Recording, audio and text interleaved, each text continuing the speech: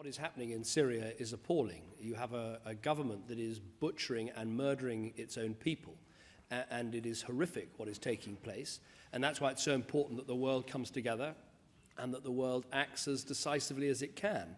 But as you say in your question, we have to recognize that there are different circumstances in Syria to those that applied in Libya. In Libya, we had a United Nations Security Council that authorized force. We had an Arab League that wanted action to be taken.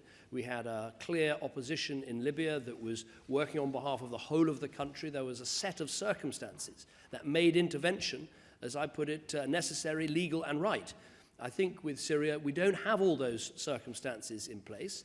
Now, that doesn't mean we should stand back and just say that there's nothing that can be done. We need to take all of the action that we can to put the maximum pressure on Assad to go and to stop the butchery that is taking place.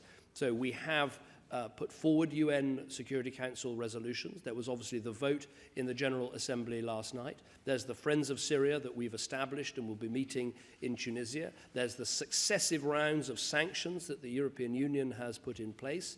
There's the work that we're doing with the opposition, and we're working very closely with French colleagues to see what more we can do to help the opposition. And there's the humanitarian assistance and help that I've announced today.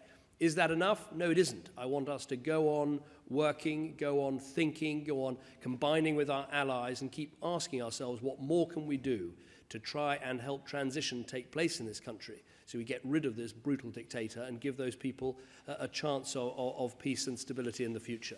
So I'm not satisfied that we are taking all the action we need to, but it is difficult, it is complicated, and we need to work very hard with our friends, allies, and neighbors in the region to make sure that we do everything we can.